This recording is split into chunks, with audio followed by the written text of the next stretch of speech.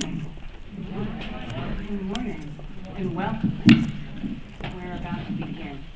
So I'm Eileen Reilly of CAMBA, and this is Razvi, and he and I are among the co-founders of WAAB, and we'd like to greet you and thank you for coming here today in commemoration of our 10th year, and we'd like to welcome you to this, our 10th annual forum, From Fear to Hate to Hope, getting there together.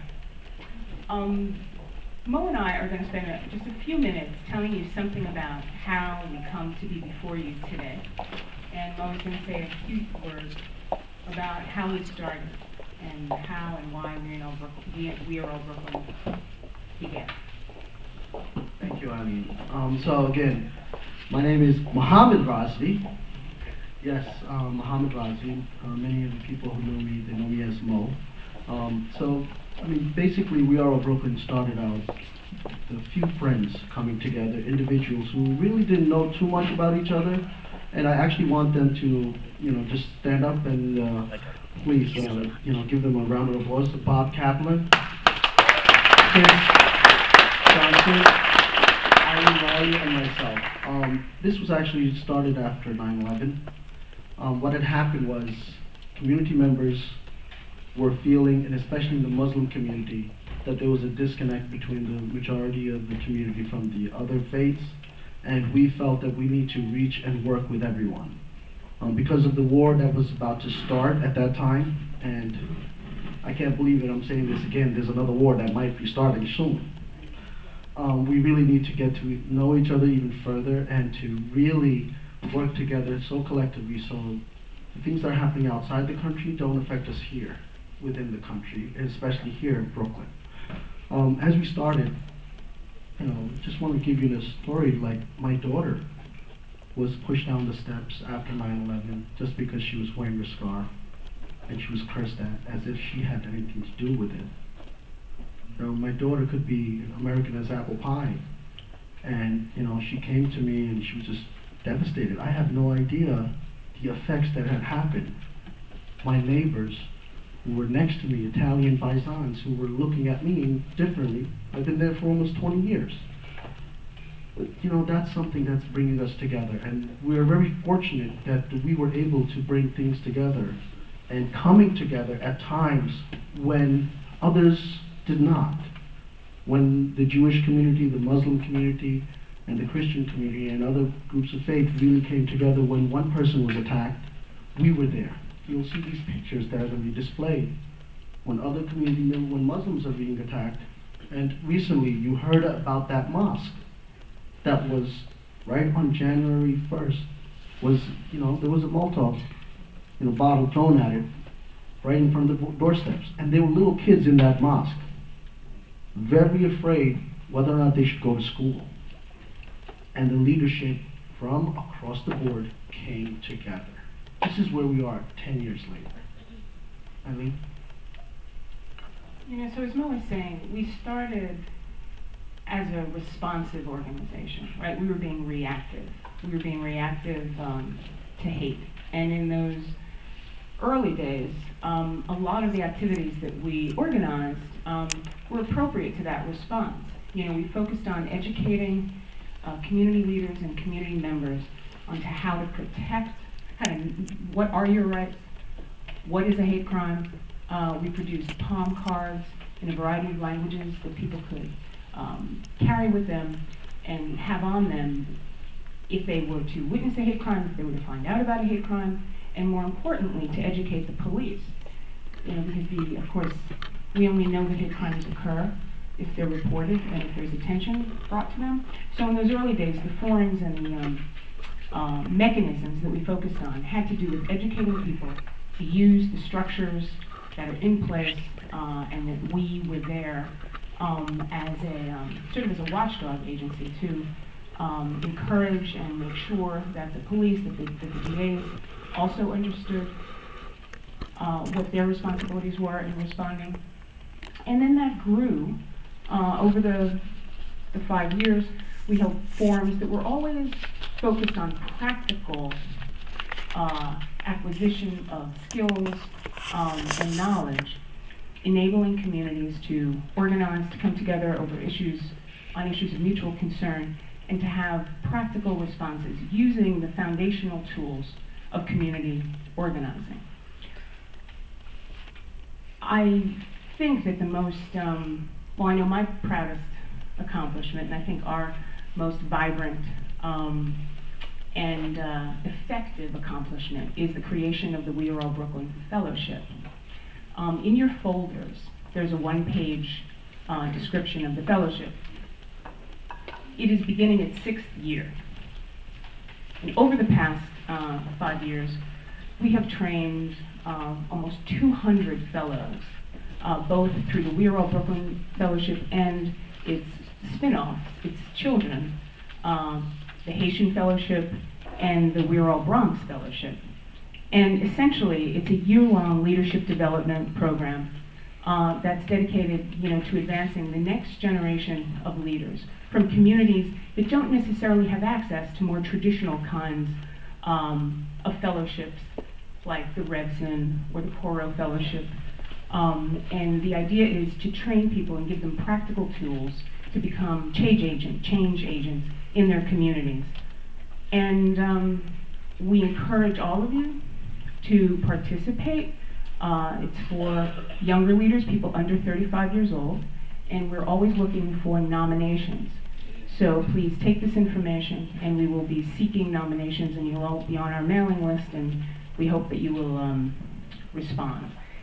Now, the model of We Are All Brooklyn as a model of community organizing and effectiveness has been replicated in Queens and in the Bronx. And it's been replicated internationally, and I want Mo to share a little bit about that. So, believe it or not, Brooklyn is an example of how peace can be found in other places. And I definitely want you to, again, there's a wonderful person that you're going to hear from later on, Rabbi Bob Kaplan. Please stand up one more time, Bob. Bob Kaplan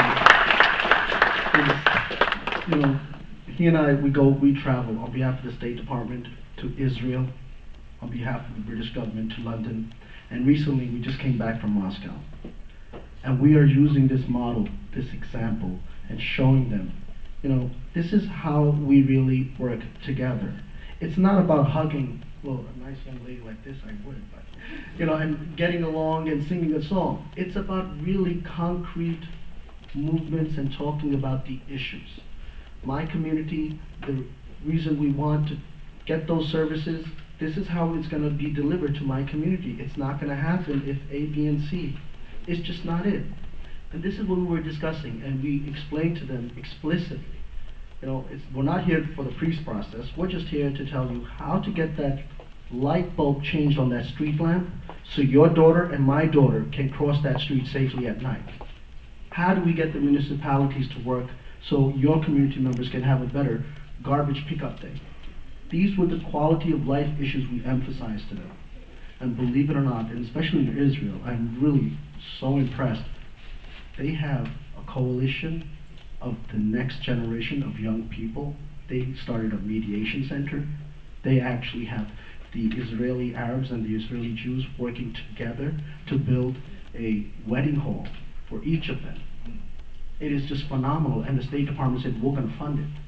And we were like taken back, oh my God, For the first time in history in Israel, in Akko, the chief rabbi was presenting a speech to the chief imam's congregation of over 400 people. That never happened in the history of Akko. Just a small, and we tell them, we're just two Brooklyn guys who care and working together. But anyway, these are the things that are possibilities.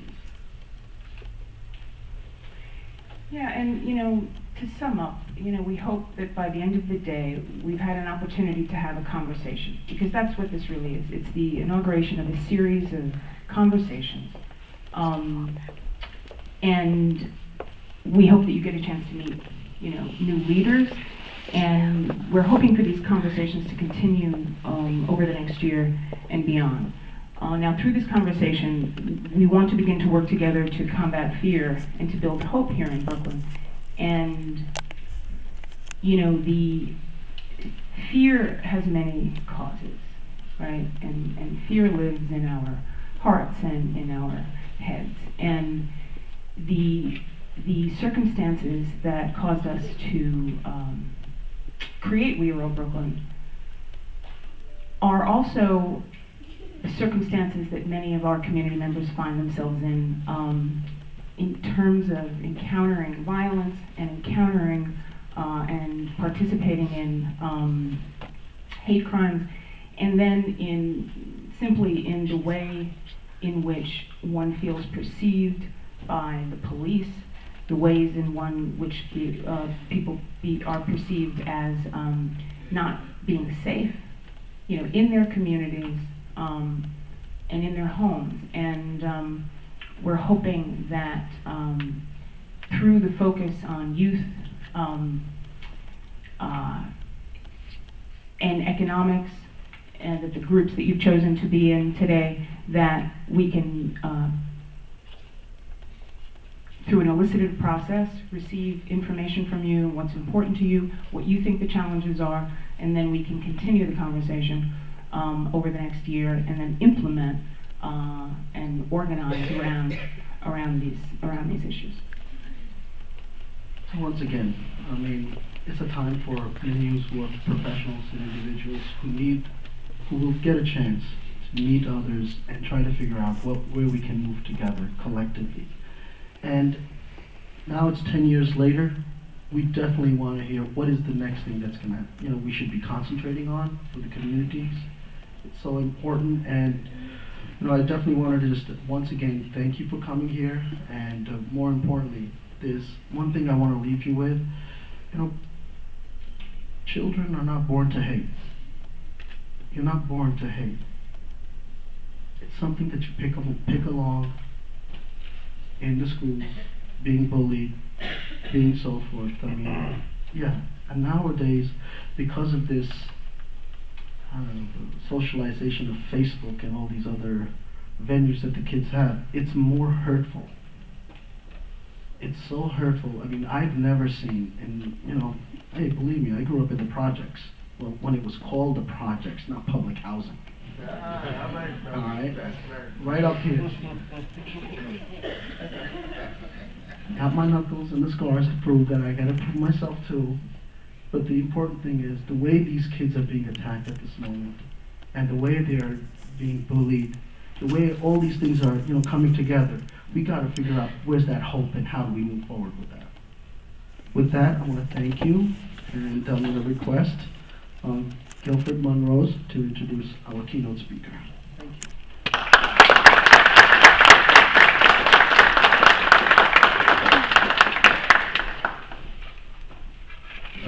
Good morning to everyone. It seems like this crowd wasn't at the parade yesterday. Good morning. Good morning. Good morning. Good morning. All right, give me a good, nice Brooklyn. Good morning. My name is Guilford Monrose, pastor of the Mount Zion Church in East Flatbush, and also the alumni fellows for We Are Brooklyn. And so much of my success in the community I would attribute it to the We Are Brooklyn Fellows program. So I am a living testament to the work that they have talked about. And at this time, I would like that all of my fellows to stand so we can recognize you as well.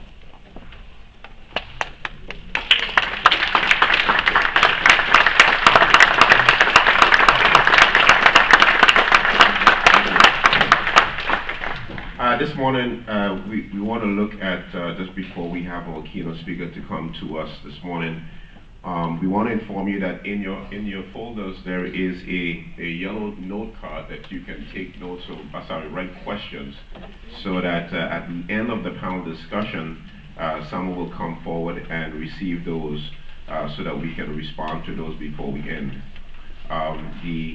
And so that while you listen to the discussion and also to listen to Reverend Alfonso Wyatt as he comes forward, that you can make some mental notes as well. My colleague is the Vice President and Project Manager of the Jericho Faith-Based Technical Assistance Project. He has worked with 3 generations of young people as an educator, counselor, program developer, administrator, mentor, and advocate. He has created innovative programs that respond to the needs of young people in foster care, group homes, public schools, community-based organizations, detention facilities, and the broader faith community. I guess there has been no place that you have gone, my friend. Reverend Wyatt, the son of 2 Baptist preachers, is an ordained minister on the staff of the Greater Island Cathedral of New York and Queens.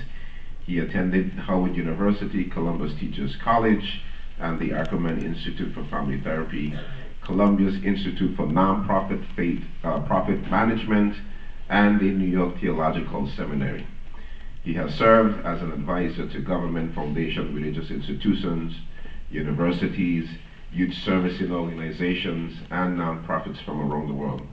So I am very, very happy and honored and pleased to have this man come forward, who is a giant among giants and who have done the work that we all talked about every day, Reverend Wyatt.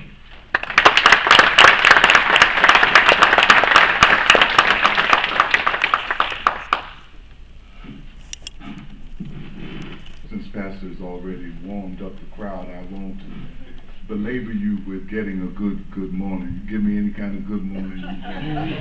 Good morning. Let's see, that was a little reverse psychology. I'm going to have to work with that. First of all, let me just say what an honor it is to be with you here in Brooklyn College. And I want to thank my rabbi, Rabbi Kaplan. He has been acknowledged. We met some decade plus ago, and we knew we needed to stay in touch. When he finished speaking, I was like, who is this man? I was getting ready to leave, but something said no. And I am so glad that we have continued this relationship. I want to thank your staff. I want to thank the organizers. I want to welcome the fellows. I don't know if this is the group that I entertained in my office. Yes, it is. I would have them in my office. I do have to amend my introduction. I am now the former Vice President of the Fund for the City of New York. As of last night, I retired and then refired. So you're getting the refired Fonzo. I don't know how much different he is from the retired one, but you have no one to complain to. Excuse me, that slip out. All right. I want to talk, and Brother Mo, where's Mo? Where did he go? Where did Mo? That's a little poem. Where's Mo? Where did he go? He stepped out. Well, then I'll talk about him in absentia. I was blessed to meet Mo some years ago and help him to raise money. That's one of the things that I enjoyed as Vice President of the Fund for the City of New York, is to help people who are trying to help people, who are trying to use whatever they have, and sometimes their own resources. Somebody know what I'm talking about. Your own dollars. There you go, Imam, I was looking for you. Looking right over here. And then I have to pay respect to the Imam that is here. Yes. So, I'm going to hit it and quit it. I'm going to drop it and walk away from it, and hope that when it's done, it is done. I had the joy of riding up the elevator with my brother. We went to Howard University together, had not seen each other in, we don't even want to say how many years, but I'm glad to see that you're still on the battlefield. And have one of my sisters from my church, who is in her own right a known diversity consultant expert.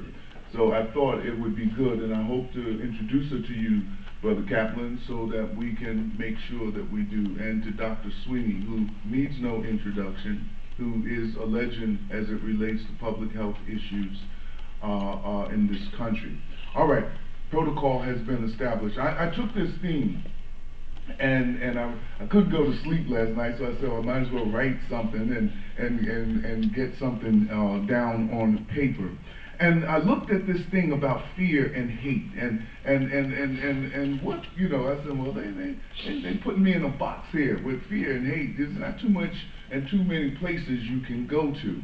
But I imagine, I have a very still, verdant imagination, and I imagine what would happen if fear and hate got together and had a baby.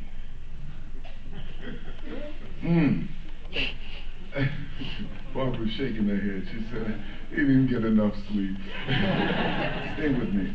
If fear and hate had a baby, they would have to name it irreconcilable differences. And irreconcilable differences, as it would grow up, would give new tone, texture, and dimension to what we call the terrible twos. These would be the horrible twos. These would be the twos that we would never want to meet. But when fear and hate copulate and give rise to seeds that go into the minds, into the hearts of people, something happens. Something happens that allows folk to feel that it is all right to move on people. From it could be from the street level, the Bloods and the Crips who are operating in that way, or it could be on the global level, as it were, in terms of wars and world wars.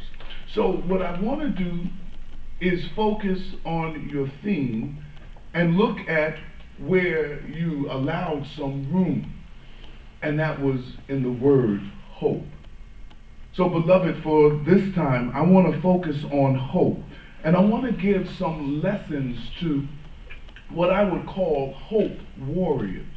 I'm hoping and praying that there are hope warriors. I'm hoping and praying that there are people who understand what it means to be a hope warrior. I gotta warn you, I got to admonish some that everybody is not called to be a hope warrior. For whatever reason, predisposition, or inclination, it just won't work. But I believe that there are some budding hope warriors, some apprentice hope warriors, somebody that is intrigued enough to let down whatever they hold in order to embrace something that is new. So I have 7 lessons. 7 lessons. Since we're in college, we might as well have lessons for hope warriors. Are you ready? Are you feeling it? Are you with me? All right. The first lesson is that you have to work hard to be hopeful. Hope does not just come because you want it. Hope doesn't come just because you know how to spell it. Hope doesn't come just because you need it. You have to work to be hopeful. And what I found in life is that the things that come easiest are the things that you don't have to work hard to get.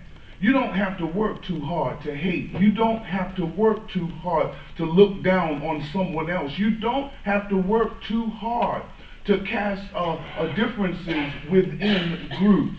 But hope needs work. And some folk can't find and marshal the energy in order to make hope evident. So that's lesson number 1. This is how it's going to go, so just in case. Number 2 is hope can only be evidenced when things seem hopeless. I'm getting a little excited. Y'all can be wherever y'all want to be. I'm getting excited. Hope can only be evidenced when things seem hopeless. You know,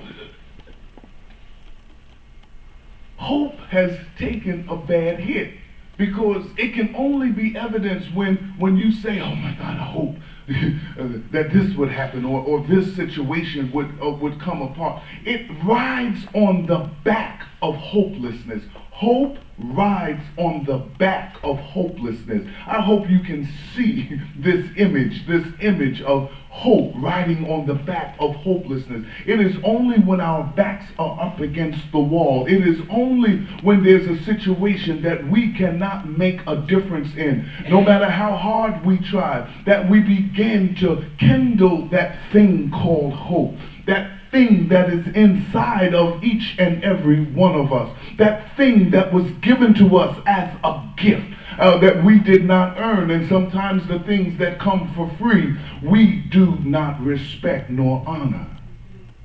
It has to be activated by someone who feels that there has to be a different way, a better way. That's why, Rabbi, I am so happy to see so many young leaders here. Because, see, in some instances, I'm just going to be honest with you, some folk ain't going to change. For whatever reason. But there is hope in the folk in here. Now, please, people who just got their AARP notice that I'm not trying to cast dispersion. All of us should be about sowing seeds into our younger leaders and to teach them, show them, encourage them not to follow the hopeless paths of those who have gone astray, have gone to a whole nother place. Number 3, hope is not the last expression of the weak as oftentimes portrayed. Let me get that right here. Hope is not the last expression of the weak as oftentimes portrayed. Sometimes when you tell people, I hope, they look at you as weak. What do you mean you hope? You should just make it happen. What do you mean hope? Hope is the last refuge of the hopeless. You know, all of that little grand kind of talking. Let me tell you something. I'm getting excited. I got to slow myself down because y'all looking like y'all looking at TV, but that's all right. It takes a strong person to evidence hope in a hopeless situation. Hope is not weak. Hope is not ephemeral. I know y'all thought I was going to say something else. Hope is very strong. If you look at the power of hope, it is the power of hope that resided in the hearts of those who were brought to this country as slaves through the Middle Passage, in the bows of ships. It was hope that said that you may chain up the hands, but you will never lock up or chain up hope. It was hope that was able to sustain those who marched on a forced migration in this country and what is called the Great Trail of Tears. It was hope that sustained those who were on their way to Auschwitz and to Treblinka and to Dachau. It was hope. It ain't weak. Look at all that has been done to hope in an effort to stamp it out. Look at all that hope had to withstand at the hands of those who would try to squeeze it, who would try to nullify it. When I think of a hope warrior, I think of the Reverend Dr. Martin Luther King. And I was blessed to follow in his footsteps, not as one who served with him, but I walked down the same Memphis streets that he walked down on his way to help and settle a garbage strike in Memphis. Had nothing to do per se with the civil rights era. I was in Memphis as a speaker. And I asked my host, after I did what I thought I did, I said, well, I want to go to the Lorraine Motel. And for those who don't know, that was the place that Martin Luther King was assassinated. They said, well, Mr. Wyatt, it's in a very dangerous part of the community. Which I translated, we ain't taking you there. I said to myself, if this hope warrior could come into a situation that was fraught with violence. Who am I to be afraid to walk to the Lorraine Motel? And I walked there. I wanted to walk there. And as you heard, I went to Howard University. I was a Civil War and Reconstruction major. I knew at 17 years old that that was a definitive period for my people, and that in many instances the vestiges of that time still is wreaking havoc. I walked past the Civil War monuments. I read the names of generals that were familiar to me. And I made my way to the Lorraine Motel. I saw where hope died, beloved. I looked on the second balcony. I imagined in my mind and did triangulation between where the factory was, where the bullet came from, and where it hit our hope warrior, and where he died. And I wondered if it was worth it. But here it is today. Hope springs eternal. It springs eternal in the minds of those who will not accept the status quo. It springs eternal in the hearts and in the actions of those who said that we can and must do better. Hope is not the last expression of the weak, but I believe it is the protestation of the strong. I'm glad I got that out. Number 4, hope is the spirit energy needed to get to the desired state. What is your desired state? What is it that bonds us together, both as Brooklynites, for those who are, for those who are members of various denominations and faith traditions? What is it that holds us together? About 15, 20 years ago, I was asked to be a part of the Interfaith Center of New York, started by the Right Reverend James Parks Morton, former dean of the Cathedral of St. John the Divine. Up to this point, I had no interfaith experience. I didn't even have really an interest in the interfaith experience. I knew what I knew, and that was good enough for me. But when my mentor asked me if I would help him, I was able to start the Rabbi Marshall Meyer retreats that have gone on. It's gone on. You talk about you going around the world. The retreat philosophy has gone on around the world. And Brother Mo touched on it when he talked about the lights. If the light ain't working, all of us who got to walk past that light are in darkness. That becomes our mutual bottom line. Helping to find folk who understand the mutual bottom line that unites us inextricably, that ties us.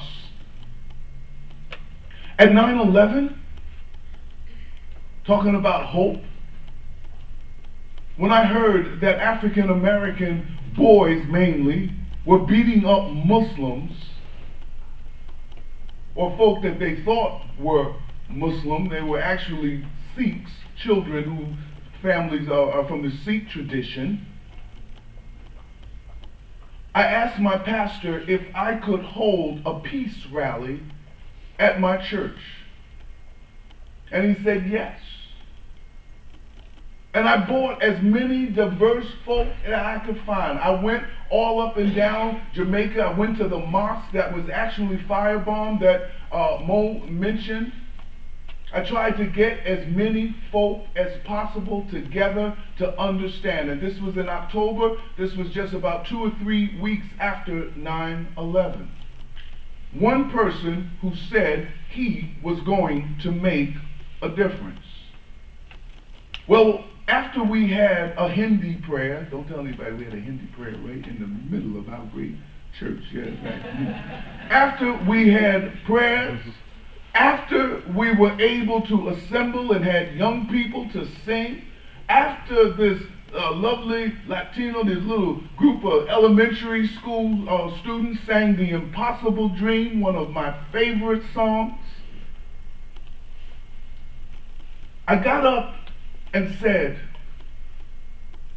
children of oppressed people will not become the oppressors of other people's children. And do you know, there was a person from the New York Times sitting in the congregation unbeknownst to anyone. And that line went out around the world. That's the power of hope. That's the power that can't be regulated, that can't be stuffed in these little boxes that we have become so tethered to. That's the power of hope that is able to bring light in dark places. That is the power. Oh, I got to pull it back because I don't want to talk about power. Oh, y'all going out that way, huh? Will not be deterred. Number 5, hope works at optimum hopefulness when it is shared. If you got hope and you keep it to yourself, that's good for you. But that's not catalytic. That's not synergistic. That is not powerful enough to change the status quo.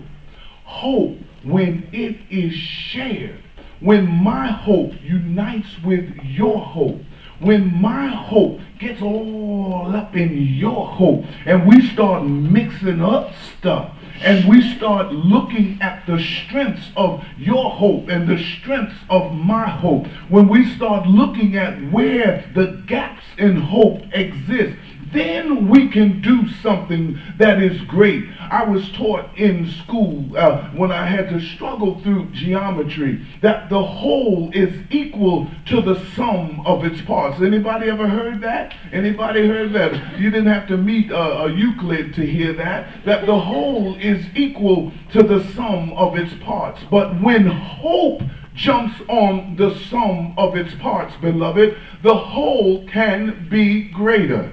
I want to live out my life in the greater than gift of hope and take that and share it, teach it, push it, whatever I need to do to move it on. I'm almost finished. Number 6, hope does not play favorites. There is something egalitarian about hope. You don't ride on a donkey or an elephant.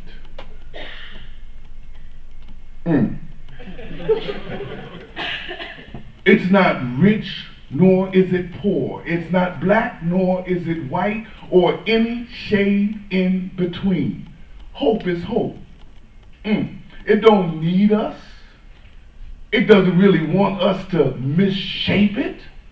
It doesn't want to be turned into a weapon or some kind of preference that somehow my hope, because of where I eat, where I sleep, what my zip code ends in, that somehow my hope is better than somebody else's hope. When hope starts to fight against hope, all we get is hopelessness.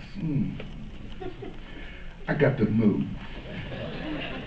Number 7 and the last, and perhaps the most optimistic lesson, Pastor. Hope will never die. No matter what has been done to it, no matter how it has been punished, misused, misdefined, it refuses to die.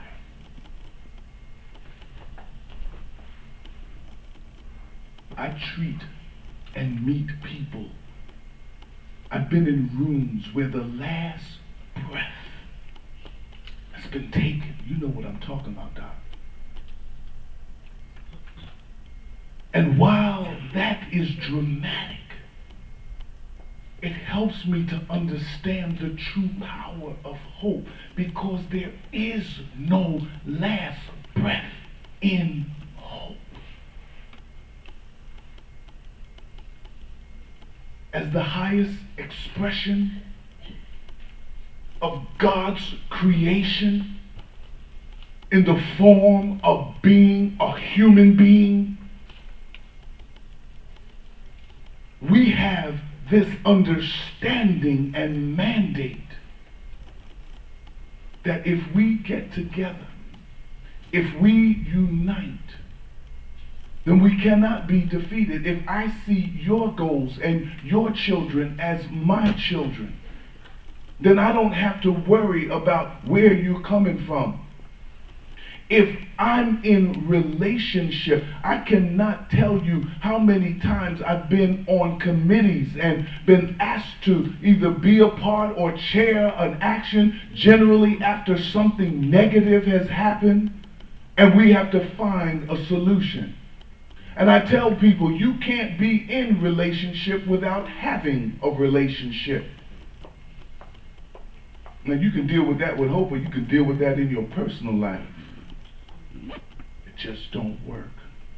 So, as I get ready to go to my seat, I want to leave you with something. I'm a poet. And I want to give you a poem. Barbara, you're going to hear it again. It's called The Enlightenment. I didn't give the title, though. I'm a critic now. The Enlightenment. This is for you, Brooklyn. Brooklyn. Yes, indeed. I can tell you stories about Brooklyn. All right. Children of the light, heed this urgent call. Use thine power over darkness. Stumble, never fall. Illume dark corners in all hearts and minds. Share the precious flame, the tie that binds. Hatred is thine enemy, and ignorance another foe. So band together small flames wherever ye may go. There is strength in number. Remember, ye are light, and every flicker is a wound to darkness. This our eternal fight. To quote my brother Jesse Jackson, keep hope alive.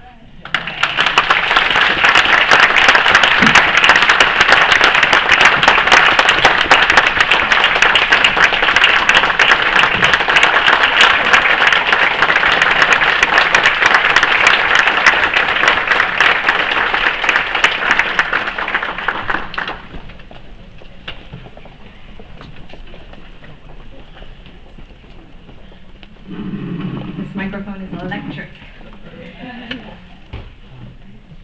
Good morning. My name is Liza Kramer. I'm a member of the We Are All Brooklyn Steering Committee, and I was a first-year We Are All Brooklyn Fellow. It is my pleasure this morning to introduce today's panel moderator, Marilyn Gelber, and I'd like to tell you a little bit about her. Marilyn Gelber is the president of the Brooklyn Community Foundation, the first and only community foundation focused exclusively on Brooklyn. The Brooklyn Community Foundation works with the most effective and creative nonprofit organizations to address the complex challenges of Brooklyn's 70 neighborhoods and 2.5 million people.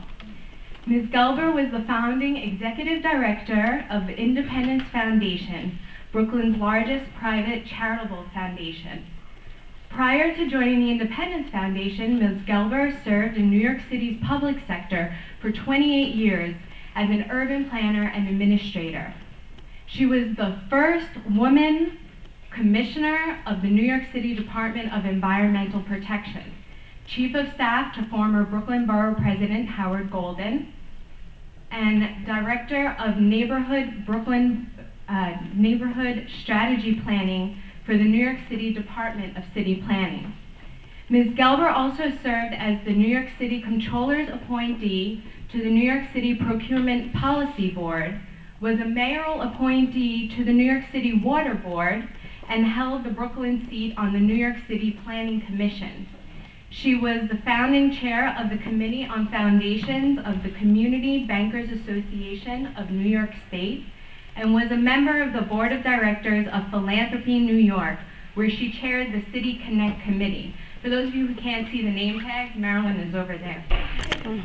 Ms. Gelber was awarded the President's Medal by Brooklyn College and received an honorary doctorate from St. Joseph's College for her community service.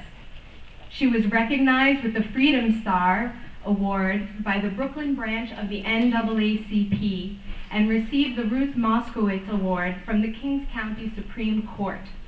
Ms. Gelber is a great friend of We Are All Brooklyn and was honored at our 2009 Diversity Night with the Brooklyn Cyclones, and she commented earlier how much fun it was to throw the first pitch on the field. She is a lifelong New Yorker, a graduate of Queens College, and a resident of Boerum Hill, Brooklyn. It is my pleasure to introduce Marilyn Gelber.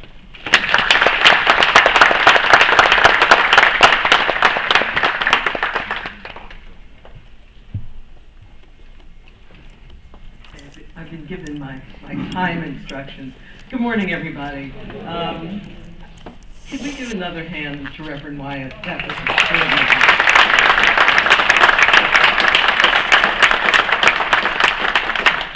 the way our format works this morning, I'm going to introduce our panel who, along with me and you, have sat here and listened to that extraordinary speech.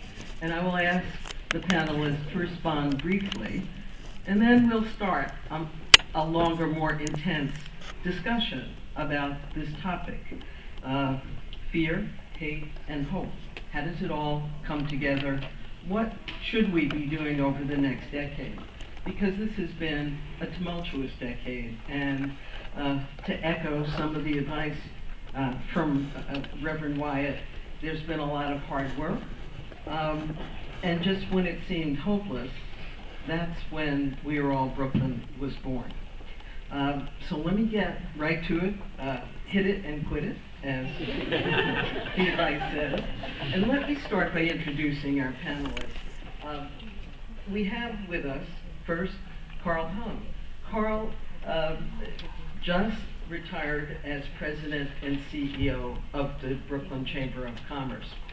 Carl is a Brooklyn guy, grew up in Sunset Park, has worked on issues around the economy for many years, knows Brooklyn very, very well, and as, again, this decade has not only produced wars, it's also produced some of the most extraordinarily difficult economic times we've seen. Let me start with Carl and ask briefly your reaction to Reverend Wyatt's remarks. In a word, inspiring. You certainly hit the mark when you say that the past couple of years have been particularly challenging for our economy. Brooklyn, compared to other boroughs, have done a little better, but you can always do better, just in terms of the long run. What I found particularly instructive with Reverend Wyatt's comments was that was the theme that we have to keep hope alive, and I think that when I talk to the business community, there's a little bit of mix of hope and there's a little mix of resignation, and I think that there are equal arguments for both. With regards to hope in terms of, there seems to be some green shoots in the economy coming up, but there's also some argument for resignation in that every time you turn the corner around with regards to the economy, a big scary thing is right behind the corner, and I think that for the U.S. economy, and it's going to have its effect on the local economy, is really how the international markets play out, particularly with how Greece reacts with the current bailout and with the status of Italy with regards to whether it can meet its financial obligations. Thank you, Carl. I want to come back to some of the things that you've said because, again, war, economic collapse, normally a recipe for very nasty things happening, and yet Brooklyn continues to be a place where people have a positive outcome and a positive outlook. So I want to come back to that. So there's the economy, and then there's the role of faith. Very honored to have with us Dr. Hussain, who is the Imam of Al-Mahdi Islamic Cultural Center. You and I don't know each other, so I will take the liberty of just asking you directly, what do you think of this guy's faith speech?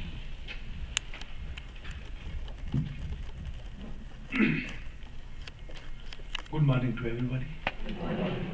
Thank you, and I'm honored to be here in this beautiful morning in the Multicultural Society representatives. Mr. Wyatt has mentioned 7 points, and first chapter of Quran has 7 verses, and we believe there are 7 heavens, 7 skies, and 7 days of week. So he provided us very nice material for entire week as a homework. The issues which he mentioned are very sensitive, impressive, and workable. Let me add one more thing, that fear has 2 kinds. Sometimes we need fear. Fear of God, fear of law, fear of all harmful things which may put harm to our bodies, our souls.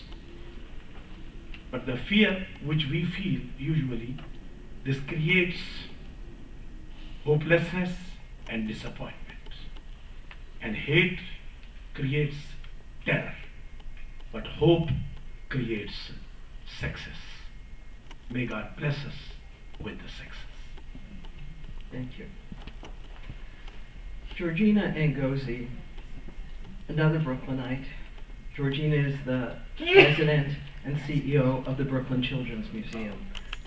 Every day, the young people of Brooklyn and beyond walk through the doors of that museum. Georgina, your reaction to Reverend Wyatt's speech?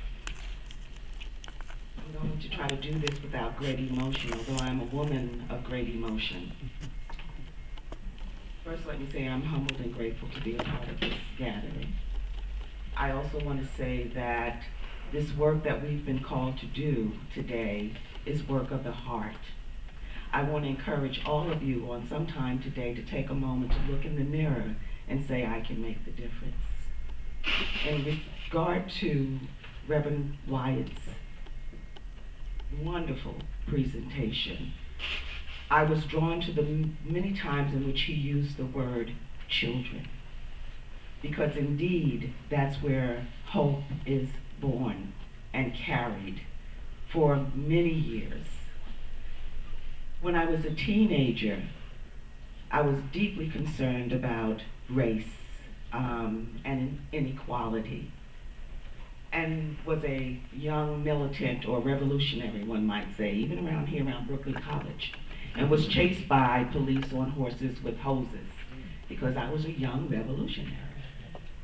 I remember being chased down Flatbush on Newkirk Avenue, as a matter of fact. And as a child, I was a very angry person.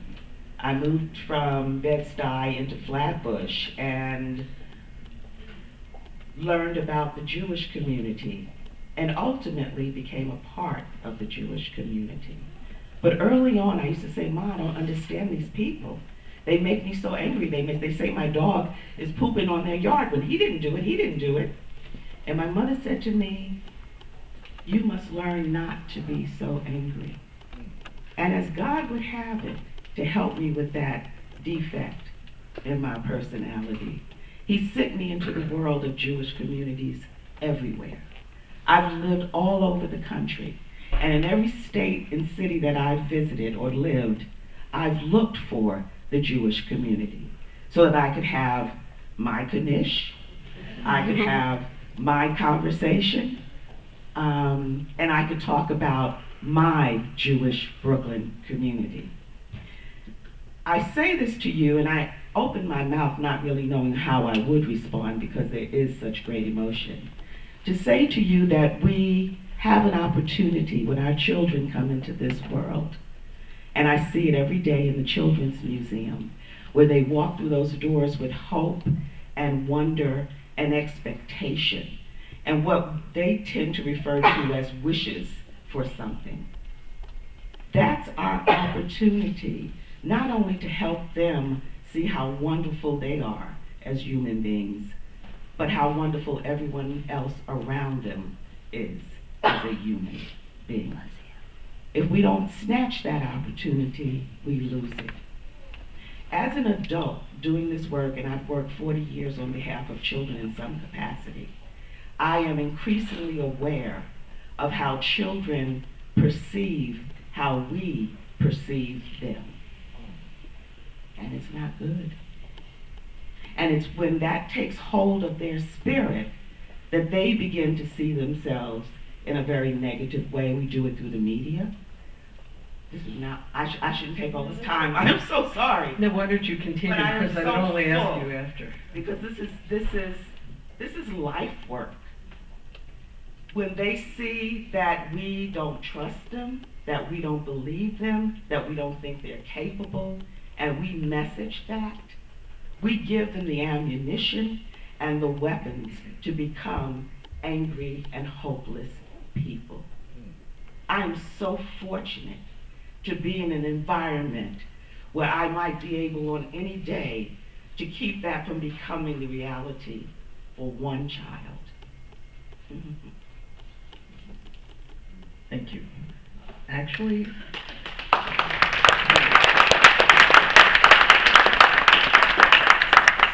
just taking our format to the next step.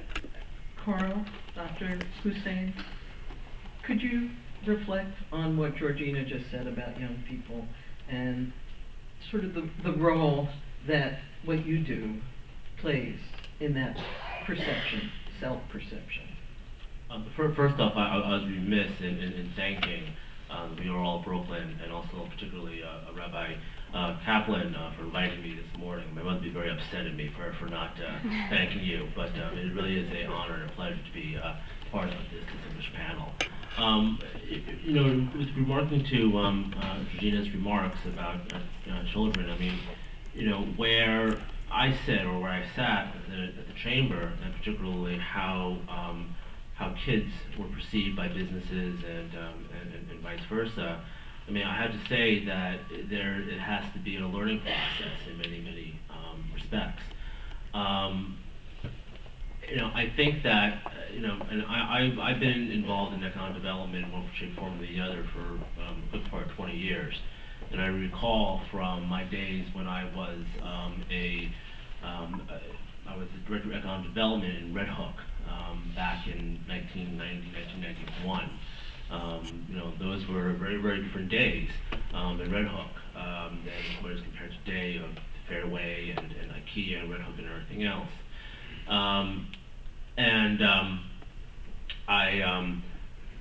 One of my keenest experiences when I was working at Red Hook was that I ran an employment services program.